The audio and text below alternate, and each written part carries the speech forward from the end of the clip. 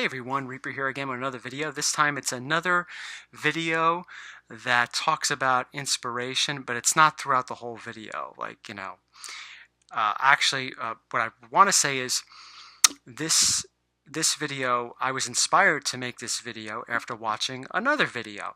Of course, Great Legend, I've talked about his inspiration, positive message, live chat, how that inspired me to talk about those things in my last video. And keeping up with that, I recently watched, excuse me, one of AFTA Comics, one of his videos, Alan. It was about how he talked a little bit about how buying a comic book in person is just a completely different experience than buying it on eBay. And I think he's really just mentioning that to those that, maybe new to the hobby, that are used to buying on eBay and online and all that stuff. Nothing wrong with that. He's not saying that there was anything wrong with that, but it's how it's a little different for some of us that have been collectors for decades already, how adjusting to buying books on eBay, the internet, what have you, is just a little different for us. But I was inspired by that, and I wanted to say thank you to a lot of people that watched my last video. I got a really good response from a lot of you, including guys like Seeking Near Mint and Doom. Doom brought up a pretty good question in the comment. What's the difference? I don't know if he's necessarily asking what the difference was between inspiration and persuasion. That's a tough one. That's a tough one. But I try to explain it, but I think the best way I could explain it right now is what I'm doing in this video. I saw AFTA Comics' video, and it inspired me to make a video talking about buying books in person, some of my experiences and joys, and how it's a little different for me buying things online. So I guess I was inspired. I would say that's more of an inspiration rather than persuasion. Okay, that's the best way I think I could describe it, but I don't know. But again, a lot of people commented. Great. I'm sorry I haven't gotten back to all the comments yet. I've been a little behind in my videos, and I haven't been watching a whole lot of videos the last couple of days because our kitchen is being redone, and that's where I watch my videos in the morning. I always watch videos in the morning. I very rarely watch videos throughout the day. And if I'm not sitting in the kitchen in the morning with the computer, I'm not watching videos. But that's changing tomorrow and Monday. So I'll catch up on some of your videos that I usually watch that I haven't been watching as of late. Okay. So once again, I have my list of things to talk about.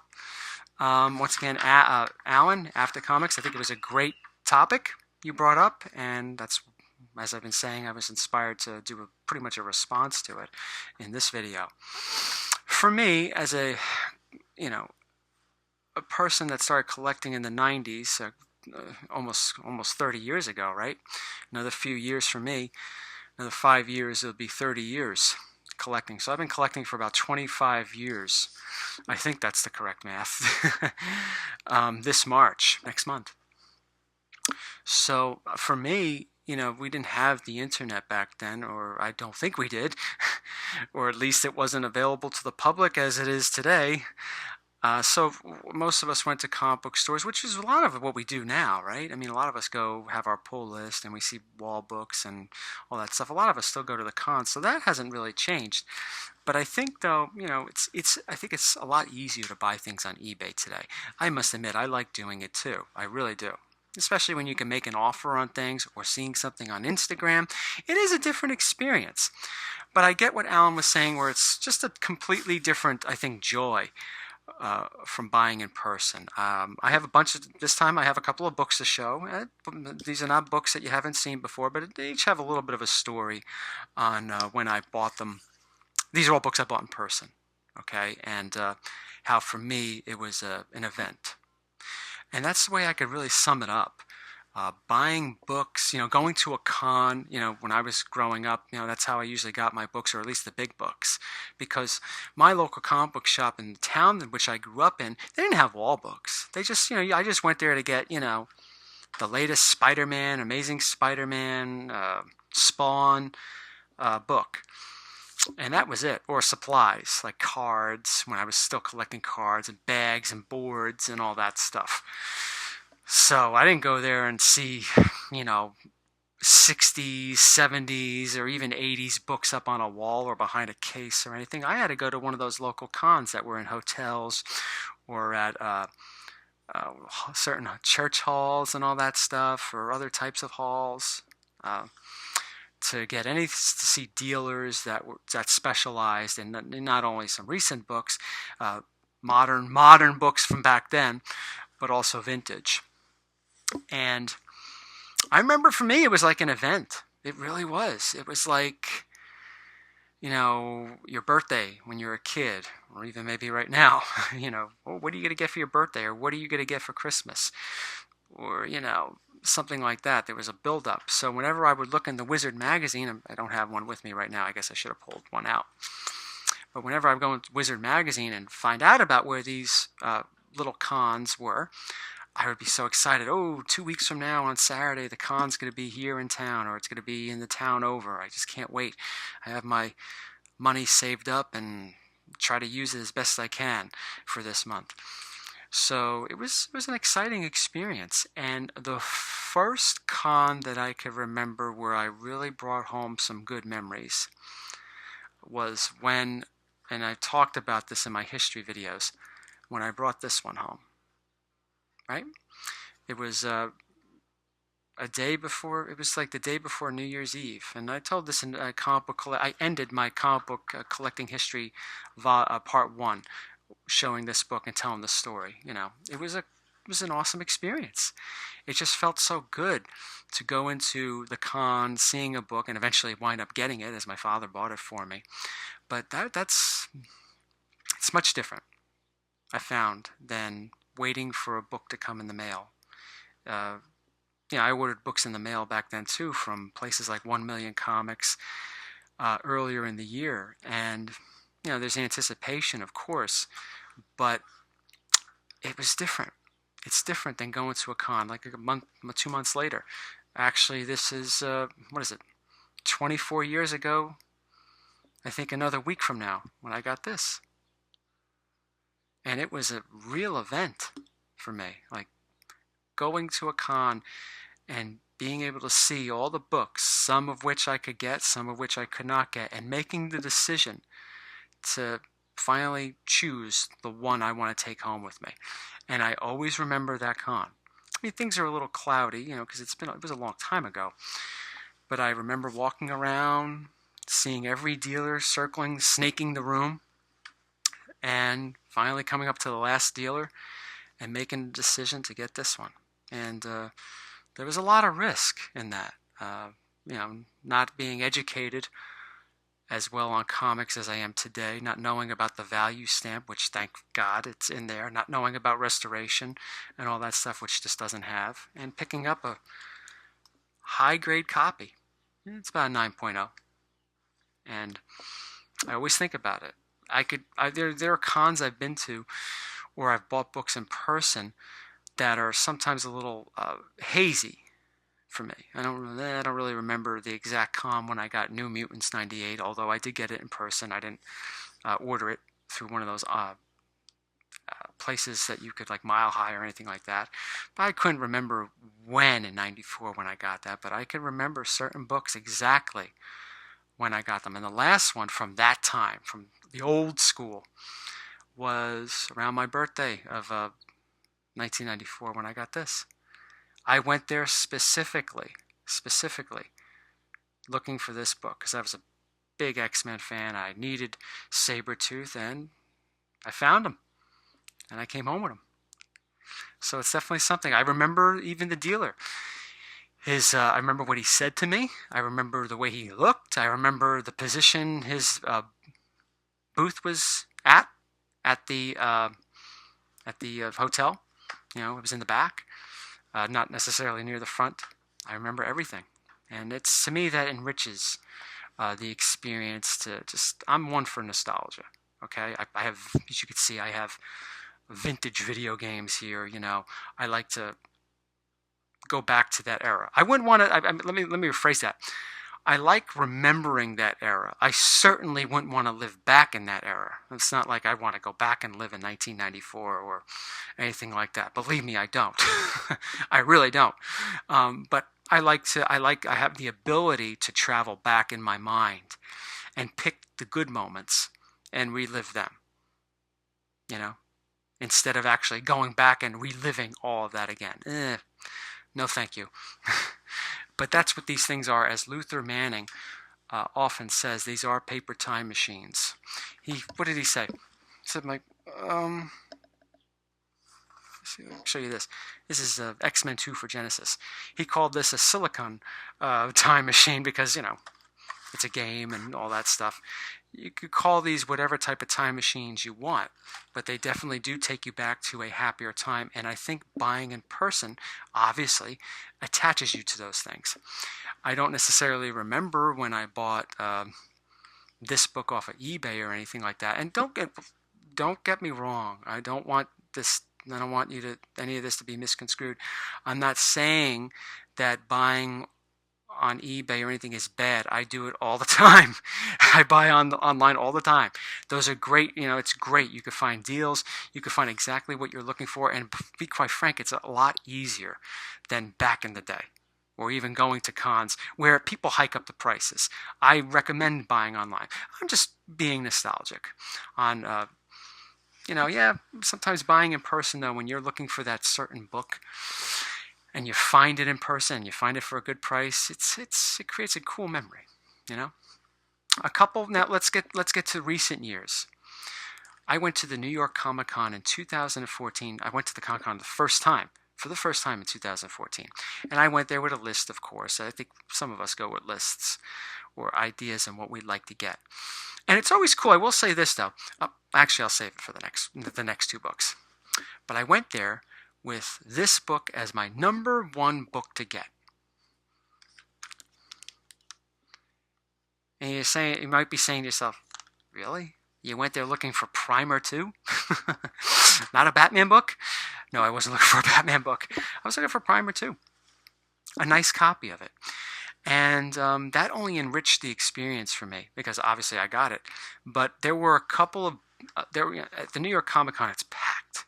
It really is packed. Those of you that go to the San Diego Comic Con, I think you probably times that. The San Diego Comic Con is probably times 10 what the New York Comic Con is, but the New York Comic Con is pretty packed too. For those of us that have been there, it's getting more and more packed every year. Anyway, so there are a lot of dealers there too, and not many of them had Primer 2. And once again, I was getting discouraged.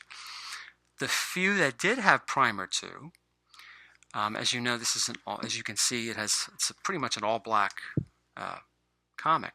So therefore, you can see flaws on this pretty easily. This is a high-grade copy. It has a ding here, and maybe one here, and I think that's maybe one small one here, and that's it. Everything else, the corners are sharp, everything. This, I think, is an easy 9.2, 9.4. That's what I was looking for. But there were a couple of people that had this book, and only a couple, that it was just faded. There were a ton of spine creases.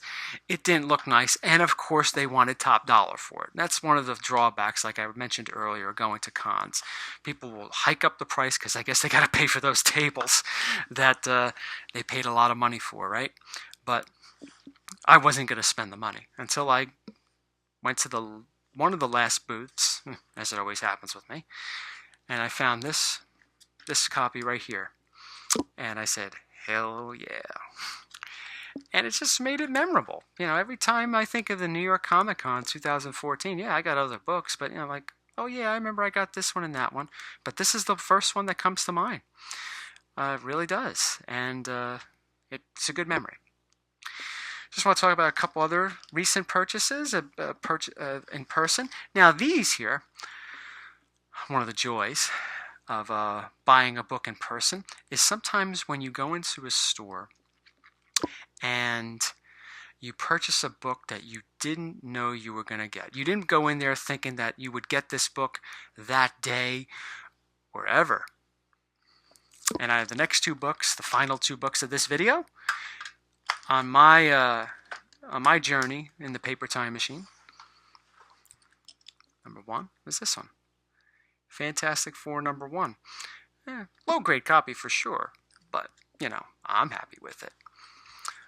But I didn't expect to get a Fantastic Four 1 ever. It wasn't a book that was on my radar. I mean, I have books on my radar, but Fantastic Four 1, I always thought was like, that's never going to happen. It's out of reach and all that stuff. But my local comic book shop, we made it happen, and happen it did.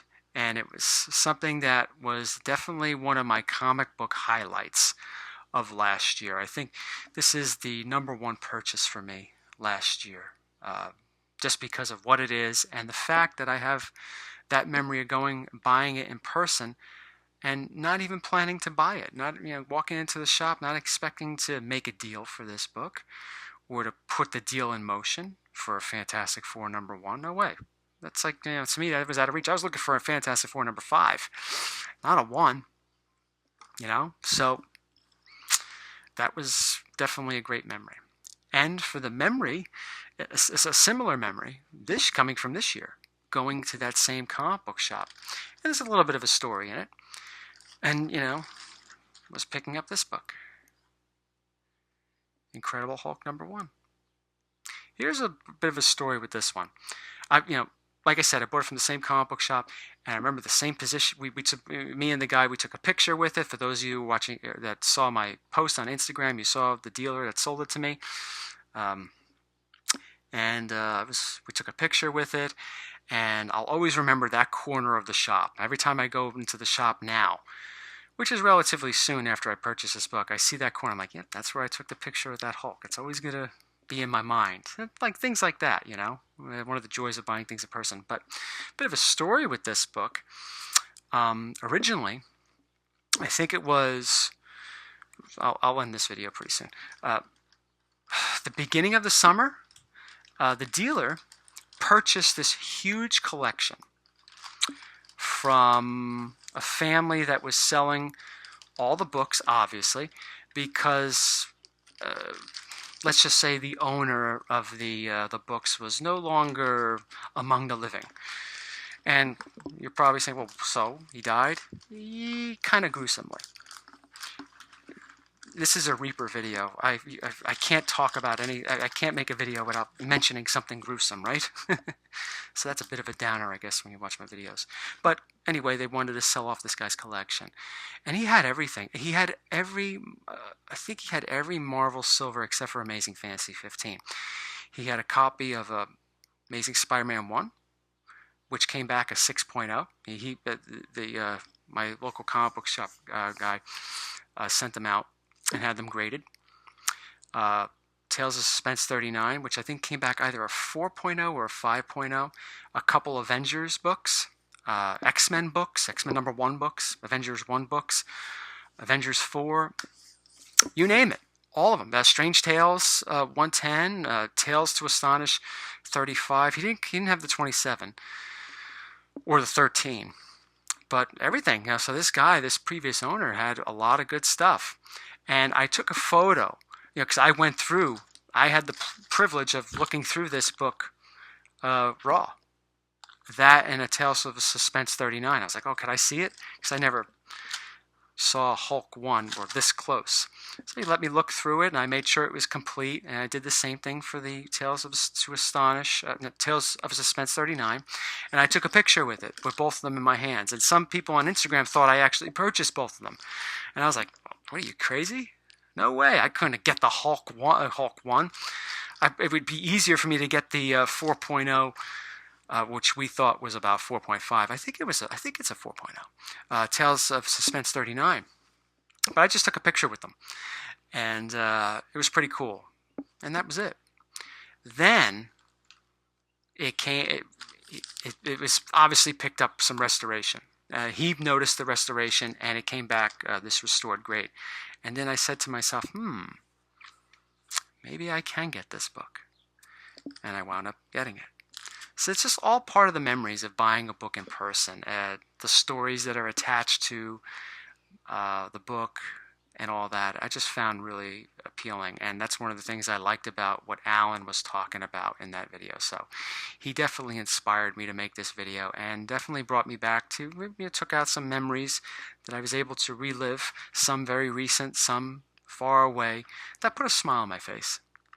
And I think that's sometimes buying in person, that's what it does. That's what it does for somebody. At least for some of us older collectors, because that's what we're used to doing. That's what we were used to doing back in the day. And sometimes, don't get me wrong, that was a bitch to do. Sometimes if you didn't have transportation and going to cons to get any sort of book of substance, it's a pain in the ass. That's why I say I sure as hell wouldn't want to go back to 1993 for many reasons, that being one of them. But now I could sit back at the privilege I have, just to sit back and say, yeah, that was a cool memory, and leave everything else behind. So I hope you enjoyed this video. Thank you again for all your support in the last video, and I thank you for your support in this video. And I'll be making more videos very soon. Take care, everyone. Enjoy the Super Bowl tomorrow for those that watch it.